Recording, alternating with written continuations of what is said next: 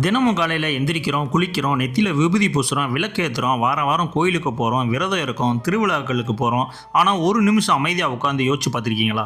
இவ்வளோ செஞ்சும் மனசில் நிஜமான அமைதி இருக்கா? பயம், பதற்றம், கோபம் இது எல்லாம் என்னைக்காவது குறைஞ்சிருக்கா? அல்லது ஏதாவது ஒரு சின்ன பிரச்சனை வந்தாலும் நம்ம திரும்பவும் ஏன் அதே பழைய மன உளைச்சலுக்கு போகிறோம்? காரணம் என்ன தெரியுமா? நம்மள 90% பேர் ஆன்மீகம்னு நினச்சி பண்ணிகிட்டு இருக்க பல விஷயங்கள் ஆன்மீகமே கிடையாது. நாம் ஆன்மீகம்னு ஒரு கற்பனையான மாய உலகத்தை உருவாக்கி வச்சுருக்கோம். இன்னும் சொல்லப்போனால் பல சடங்குகளும் பழக்கங்களும் நம்மளை அறியாமலேயே நம்ம ஆன்மீக வளர்ச்சியிலேருந்து தடுத்து நிறுத்துது. இன்றைக்கி இந்த வீடியோவில் ஆன்மீகம் என்ற பெயரில் நாம் தினமும் செய்யக்கூடிய 10 ஆழமான தவறுகள் என்ன, அவற்றின் பின்னணியில் உள்ள உண்மை என்ன, அதை நம் அன்றாட வாழ்க்கையில் எப்படி கையாளுவது என்பதை பற்றி மிக தெளிவாக ஒரு விழிப்புணர்வோடு தான் ஒரு பயணத்தை பார்க்க போகிறோம். வாங்க. இந்த வீடியோ உங்கள் வாழ்க்கையில் ஆன்மீகத்தை பற்றின மொத்த பார்வையையும் தலைகீழாக மாற்ற போதுங்க. வாங்க ஒவ்வொன்றா ஆழமாக பார்ப்போம். தவறு 1, கடவுளோட வியாபாரம் பேசுவது. நம்மில் பல பேருக்கு பக்தி என்பது ஒரு டீலிங். கடவுளே, என் பையனுக்கு வேலை கிடைச்சிட்டா நான் மொட்டை போடுறேன், எனக்கு பிஸ்னஸில் லாபம் வந்துட்டா உண்டியலில் 10,000 ரூபா போடுறேன், என் கல்யாணம் நல்லபடியாக நடந்தால் 108 தேங்காய் உடைக்கிறேன். யோசிச்சு பாருங்கள், நம்ம கோயிலுக்கு போகிறதே ஒரு கோரிக்கை மனுவோட தான். நாம் நினைக்கிறோம் இது பக்தி என்று, ஆனால் உண்மையில் இது கடவுளோடு நாம் செய்யும் வியாபாரம். கடவுள் என்ன லஞ்சம் வாங்கி கொண்டு காரியம் செய்து கொடுக்கும் ஒரு அதிகாரியா? இதன் உளவியல் பின்னணி என்ன தெரியுமா? இந்த எண்ணம் எதனால் வருகிறது என்றால், நம்முடைய ஆழ் மனதில் இருக்கும் அச்சமும் பாதுகாப்பற்ற உணர்வும் தான் காரணம். நான் எதையாவது கொடுத்தால்தான் கடவுள் எனக்கு நல்லது செய்வார் என்கிற ஒரு தவறான நம்பிக்கை. இது எப்படி சரியாக மாற்றுவது? கடவுள் என்பவரை உங்கள் தேவைகளை பூர்த்தி செய்யும் இயந்திரமாக பார்க்காதீர்கள். பக்தி என்பது கோரிக்கை வைப்பதல்ல, நன்றி உணர்வுடன் சரணடைவது. அடுத்த முறை கோயிலுக்கு போகும்போது எதையும் கேட்காதீர்கள். எனக்கு நல்ல உடல்நிலையை கொடுத்திருக்க, சுவாசிக்க காற்று கொடுத்திருக்க, இந்த நிமிடம் வாழ வச்சிருக்க, நன்றி என்று சொல்லி பாருங்கள். என் வாழ்க்கையில் எது வந்தாலும் அதை தாங்கும் மன வலிமையும் சரியாக முடிவெடுக்கும் ஞானத்தையும் எனக்கு கொடு என்று கேளுங்கள். அதுவே உண்மையான பக்தி. தவறு 2, பொறுப்புகளிலிருந்து தப்பிக்க ஆன்மீகத்தை பயன்படுத்துவது. குடும்பத்தில் ஒரு பிரச்சனை வந்தாலோ, கடன் பிரச்சனை வந்தாலோ, அல்லது தேர்வுக்கு படிக்காமல் சோம்பேறித்தனமாக இருந்தாலோ, எல்லாம் கடவுள் செயல், இதுபடி தான் நடக்கும், தான் எல்லாத்தையும் கடவுள்கிட்ட விட்டுட்டேன்னு சொல்கிறது, இது ஆன்மீகம் இல்லை. உங்கள் பொறுப்பற்ற தனத்திற்கு ஆன்மீக சாயம் பூசுவது. நிஜமான பிரச்சனைகளை எதிர்கொள்ள பயந்து ஆன்மீகத்தை ஒரு போதையாக பயன்படுத்துவது. இப்படி செய்வதால் பிரச்சனைகள் தீராது, மாறாக இன்னும் அதிகமாகும். ஆன்மீகம் என்பது செயலற்ற நிலைக்கு தள்ளுவதல்ல. இதை எப்படி சரியாக மாற்றுவது? பகவத்கீதையின் மைய கருத்தே இதுதான். அர்ஜுனன் போர்க்களத்தில் தனது ஆயுதங்களை கீழே போட்டுவிட்டு நான் துறவியாக போகிறேன் என்று தப்பியோட முயன்றபோது கிருஷ்ணன் காட்டுக்கு ஓடு என்று சொல்லவில்லை, எழுந்து நில், உன் கடமையை முழுமையாக செய் என்றுதான் சொன்னார். உங்கள் கடமையை 100% உழைப்போடு செய்யுங்கள். உங்கள் கையில் இருப்பது செயல் மட்டுமே, விளைவுகள் அல்ல. செயலை முழு விழிப்புணர்வோடு செய்துவிட்டு அதன் முடிவை மன அமைதியோடு ஏற்பதே நிஜமான ஆன்மீகம். தவறு 3, ஆன்மீக ஆடை மற்றும் அடையாள அகந்தை. ருத்ராட்சம் போடுவது, விபூதி, சந்தனம் பூசுவது, ஆசிரம உடைகள் அணிவது அல்லது தினமும் 2 மணி நேரம் தியானம் செய்வதை ஒரு சாதனையாக நினைத்துக் கொள்வது. பிறகு மற்றவர்களை பார்த்து அவங்கெல்லாம் உலக ஆசையில் உலரும் சாதாரண மனிதர்கள், நான் இவர்களை விட உயர்ந்தவன், புனிதமானவன் என்று எண்ணுவது. பண அகந்தை, பதவி அகந்தையை விட இந்த ஆன்மீக அகந்தை மிக மிக ஆபத்தானது. வெளிப்புற அடையாளங்கள் என்பது ஒரு ஒழுக்கத்திற்கான துணையே தவிர அதுவே ஆன்மீகம் அல்ல.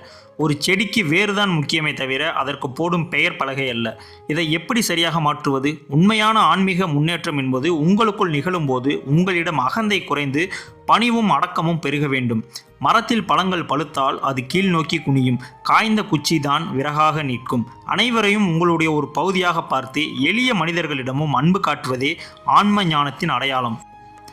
தவறு 4, அமைதியை வெளியே தேடி அலைவது. வீட்டில் சின்ன சின்ன சண்டை வந்தாலும் எனக்கு இங்கே இருக்க பிடிக்கல, ஏதாவது ஆசிரமத்துக்கு போகணும், இமயமலைக்கு போகணும், அப்பத்தான் மனசுக்கு நிம்மதி கிடைக்கும் என்று நினைப்பது. ஊராக ஆன்மீக சுற்றுலா போவது, ஆனால் அங்கே போய்விட்டு வீடு திரும்பிய அடுத்த நாளே பழையபடி கத்துவதும் சண்டை போடுவதுமாக இருப்பது. இடம் மாறுவதால் மனம் மாறிவிடாது. நீங்கள் எங்கு சென்றாலும் உங்களுடைய மனதையும் கூடவே தான் எடுத்து செல்கிறீர்கள். இமயமலையில் போய் அமர்ந்தாலும் உங்கள் மனசுக்குள் கடன் பிரச்சனைகள், குடும்ப பகையும் தான் ஓடும் என்றால் இங்கே அமைதி கிடைக்காது. இதை எப்படி சரியாக மாற்றுவது? கோவில்களும் இயற்கை சார்ந்த இடங்களும் மனதை ஒருமுகப்படுத்த உதவும் அமைதியான சூழ்நிலைகள் மட்டுமே. ஆனால் உண்மையான அமைதி என்பது சூழ்நிலைகளில் இல்லை, உங்கள் எண்ணங்களின் சமநிலையில் இருக்கிறது.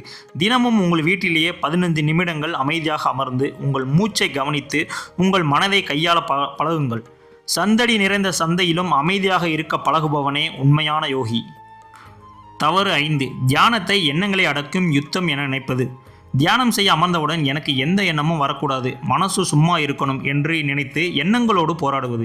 எண்ணங்கள் வரும்போது ஐயோ என்னால் தியானமே பண்ண முடியலையே என்று விரக்தி அடைந்து தியானத்தையே விட்டுவிடுவது. மனதின் இயல்பே எண்ணங்களை உருவாக்குவதுதான். இதயத்தின் வேலை இரத்தத்தை பம்ப் செய்வது, நுரையீரலின் வேலை சுவாசிப்பது, அதுபோல் மூளையின் வேலை எண்ணங்களை உருவாக்குவது. அதை நீங்கள் வலுக்கட்டாயமாக நிறுத்த முடியாது. அடக்க அடக்க அது இன்னும் தீவிரமாக எழும். இதை எப்படி சரியாக மாற்றுவது? தியானம் என்பது எண்ணங்களை அழிப்பதல்ல, எண்ணங்களை ஒரு சாட்சியாக நின்று கவனிப்பது. வானத்தில் மேகங்கள் மிதந்து போவது போல உங்கள் மனதில் எண்ணங்கள் வரட்டும் போகட்டும். நீங்கள் நடுரோட்டில் நின்று வண்டிகளை வேடிக்கை பார்ப்பது போல அந்த எண்ணங்களில் மாட்டிக்கொள்ளாமல் அமைதியாக வேடிக்கை பாருங்கள். நீங்கள் கவனிக்க ஆரம்பிக்கும் போதே தானாகவே எண்ணங்களின் வேகம் குறையும். தியானம் என்பது ஒரு யுத்தம் அல்ல, ஒரு அமைதியான அணுகுமுறையும் அமைதியும். தவறு 6. கர்மாவை மறந்து பரிகாரங்களை மட்டுமே நம்புவது. வாழ்க்கையில் அடுத்தவர்களை ஏமாற்றுவது, மற்றவர்களுக்கு தீங்கு விளைவிப்பது, பொய் பேசுவது, இதையெல்லாம் செய்துவிட்டு ஒரு ஜோதிடரிடம் போய் எனக்கு நேரம் சரியில்லை, ஒரு பரிகார பூஜை பண்ணுங்க அல்லது ஒரு மோதிரம் போடுங்க என்று பணத்தை கொட்டி பரிகாரம் செய்வது. இதனால் என் பாவங்கள் எல்லாம் போய்விடும் என்று நினைப்பது. பிரபஞ்சத்தின் விதி மிக தெளிவானது. விதைத்தவன் எவனோ அவனே அறுவடை செய்வான். நீங்கள் மாங்கொட்டையை நட்டுவிட்டு வேப்ப மரம் விளைய வேண்டும் என்றோ, வேப்ப மரத்தை நட்டுவிட்டு மாம்பழம் பறிக்க வேண்டும் என்றோ நினைக்க முடியாது. எந்த மந்திரமும் எந்த யாகமும் உங்கள் தவறான செயல்களின் விளைவை மாற்ற முடியாது. இதை எப்படி சரியாக மாற்றுவது? உண்மையான பரிகாரம் என்பது உங்கள் குணத்திலும் செயல்களிலும் மாற்றத்தை கொண்டு வருவதுதான். நீங்கள் யாருக்காவது அநீதி இழைத்திருந்தால் அவர்களிடம் மன்னிப்பு கேளுங்கள். பிறருக்கு துன்பம் தராமல் வாழுங்கள். இல்லாதவர்களுக்கு இயன்ற உதவிகளை செய்யுங்கள். தூய்மையான எண்ணங்களும் நற்செயல்களுமே உங்கள் கர்ம சுமையை குறைக்கும் ஒரே பரிகாரம். தவறு 7. விழிப்புணர்வு இல்லாத எந்திரத்தனமான சடங்குகள். காலையில் எழுந்ததும் மனசுக்குள் ஆபீஸ் வேலை, சமையல், டென்ஷன், மொபைல் நோட்டிஃபிகேஷன் எல்லாவற்றையும் நினைத்து கொண்டே கடமைக்கு 10 நிமிட பூஜை அறையில் நின்று ஸ்லோகங்களை ஒப்பிப்பது. கைகள் மணியாட்டும், வாய் மந்திரம் சொல்லும், ஆனால் மனம் எங்கோ ஓடிக்கொண்டிருக்கும். எந்திரத்தனமாக செய்யப்படும் எந்த ஒரு செயலிலும் பிராணசக்தி இருக்காது. கவனம் இல்லாமல் செய்யும் 1 மணி நேர பூஜையை விட விழிப்புணர்வோடு செய்யும் 1 நொடி மிக உயர்ந்தது. இதை எப்படி சரியாக மாற்றுவது? நீங்கள் 1 நிமிடம் கடவுள் முன் நின்றாலும் பரவாயில்லை. அந்த 1 நிமிடம் உங்கள் முழு கவனமும் உணர்வும் அங்கேயே இருக்கட்டும். ஒரு பூவை வைக்கும் போது அதை முழு அன்போடு வையுங்கள். ஒரு விளக்கை ஏற்றும் போது உள்ளுக்குள் இருக்கும் இருளை அகற்றுவதாக உணர்ந்து ஏற்றுங்கள். சடங்குகள் வெறும் குறியீடுகள். அதில் உங்கள் உணர்வு கலக்கும் போதுதான் அது ஆன்மீகமாக மாறுகிறது. தவறு 8. குருவை அதிசய மனிதராக பார்த்து சொந்த அறிவை பயன்படுத்தாமல் இருப்பது. ஒரு ஆன்மீக குருவை அடைந்துவிட்டால் அவர் நம் தலைவிதியை ஒரு விரல் சொடுக்கில் மாற்றிவிடுவார் என்று நினைப்பது. அவர் சொல்வதை குருட்டுத்தனமாக பின்பற்றி சொந்த பகுத்தறிவை முற்றிலுமாக இழந்து விடுவது. குரு என்றால் இருளை நீக்குபவர் என்று பொருள். குரு என்பவர் ஒரு விளக்கு போன்றவர். அவர் பாதையை காட்டுவார், ஆனால் நடக்க வேண்டியது உங்கள் சொந்த கால்களால் தான். அவர் உங்கள் பசியை தீர்க்க மாட்டார், எப்படி சமைத்து சாப்பிட வேண்டும் என்பதை சொல்லித் தருவார். இது எப்படி சரியாக மாற்றுவது? குருவின் போதனைகளை உங்கள் வாழ்க்கையில் பொருத்தி பார்த்து பகுத்தறிவோடு சுய பரிசோதனை செய்து பாருங்கள். புத்தர் சொன்னது போல, நான் சொன்னேன் என்பதற்காக எதையும் நம்பாதே, உன் சொந்த அனுபவத்தில் அது சரியா என்று பார். குருவை வழிகாட்டியாக பாருங்கள். உங்கள் வாழ்க்கையின் மொத்த பொறுப்பையும் உங்கள் கையில் எடுங்கள். தவறு 9. ஆன்மீகத்தை வயோதிகத்திற்கான விஷயமாக நினைப்பது. இப்பவே எதுக்கு ஆன்மீகம், தியானமெல்லாம்? இப்போ நாம் சம்பாதிக்கணும், வாழ்க்கையை அனுபவிக்கணும், 60 வயசுக்கு அப்புறம் ரிட்டையர் ஆகிட்டு ஆன்மீகத்தை பார்த்துக்கலாம் என்று பல இளைஞர்கள் நினைப்பது யதார்த்த உண்மை. ஆன்மீகம் என்பது மரண படுக்கையில் படிக்க வேண்டிய பாடம் அல்ல. வாழ்க்கை போர்க்களத்தில் அமைதியாக வாழ உதவும் வழிகாட்டி. கார் விபத்துக்குள்ளான பிறகு பிரேக் எப்படி வேலை செய்கிறது என்று கற்றுக்கொள்வதில் அர்த்தமில்லை. வண்டியை ஓட்டத் தொடங்கும் போதே அது தெரிந்திருக்க வேண்டும். இதை எப்படி சரியாக மாற்றுவது? இளமை காலத்தில்தான் கோபம், காமம், பேராசை, மன அழுத்தம், தோல்வி பயம் போன்ற உணர்ச்சி கொந்தளிப்புகள் அதிகமாக இருக்கும். இவற்றை சரியாக கையாண்டு தெளிவான முடிவுகளை எடுத்து வெற்றிகரமாகவும் மன அமைதியோடும் வாழ இளமையிலே ஆன்மீக ஒழுக்கமும் தியானமும் மிக அவசியம். தவறு 10. சக மனிதர்களை உதாசனப்படுத்திவிட்டு கடவுளை தேடுவது. வீட்டில் இருக்கும் வயதான பெற்றோரை மதிக்காமல் பேசுவது, மனைவியையோ கணவரையோ காயப்படுத்துவது, சக மனிதரிடம் கசப்புணர்வை வளர்த்து கொள்வது. ஆனால் கோயிலுக்கு போய் சாமிக்கு பட்டு வேட்டி கட்டி 1000 பேருக்கு அன்னதானம் செய்து புண்ணியம் தேடுவது.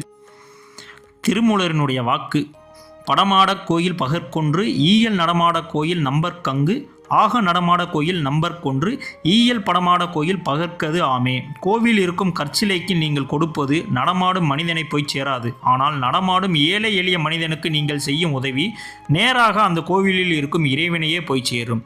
இதை எப்படி சரியாக மாற்றுவது? கடவுள் எங்கோ வானத்தில் இல்லை, உங்கள் அருகில் இருக்கும் ஒவ்வொரு சக மனிதனின் உருவத்திலும் சக உயிர்களின் வடிவத்திலும் இருக்கிறார். உங்கள் வீட்டில் இருப்பவர்களிடம் அன்பாக இருங்கள். வேலை செய்யும் இடத்தில் மனித நேயத்தோடு பழகுங்கள். மனிதனை நேசிக்க தெரியாதவனுக்கு ஒருபோதும் கடவுளின் அருள் கிடைக்காது. நண்பர்களே, இதுவரை நாம் பார்த்த இந்த 10 விஷயங்களையும் ஒருமுறை ஆழமாக சிந்தித்து பாருங்கள். ஆன்மீகம் என்பது சடங்குகளில் இல்லை, ஆடைகளில் இல்லை, கோவில்களில் மட்டும் இல்லை. ஆன்மீகம் என்பது உங்கள் விழிப்புணர்வில் இருக்கிறது, உங்கள் அன்பில் இருக்கிறது, உங்கள் செயல்களின் தூய்மையில் இருக்கிறது. இந்த 10 தவறுகளில் நீங்கள் இதுவரை எதை ஆன்மீகம்னு நினச்சி பண்ணிட்டு இருந்தீங்க? இனிமேல் உங்கள் வாழ்க்கையில் எந்த பழக்கத்தை மாற்றிக்க போகிறீங்க என்பதை மறக்காமல் கீழே கமெண்ட் பாக்ஸில் வந்து சொல்லிட்டு போங்க. மற்றவர்களுக்கும் ஒரு பெரிய விழிப்புணர்வை தரும் இந்த வீடியோ. உங்களுக்கு பயனுள்ளதாக இருந்தால் உங்கள் நண்பர்கள் மற்றும் குடும்பத்தினர்களுக்கு ஷேர் பண்ணுங்கள், அவங்களும் பயனடையட்டும். இது போன்ற ஆழமான வாழ்க்கையை மாற்றும் சிந்தனைகளுக்கு நம்மளுடைய சேனலை மறக்காமல் சப்ஸ்கிரைப் பண்ணி வச்சுக்கோங்க. இதே மாதிரியான அடுத்த ஒரு ஆன்மீக வீடியோவில் உங்களை வந்து நான் சந்திக்கிறேன். நன்றி.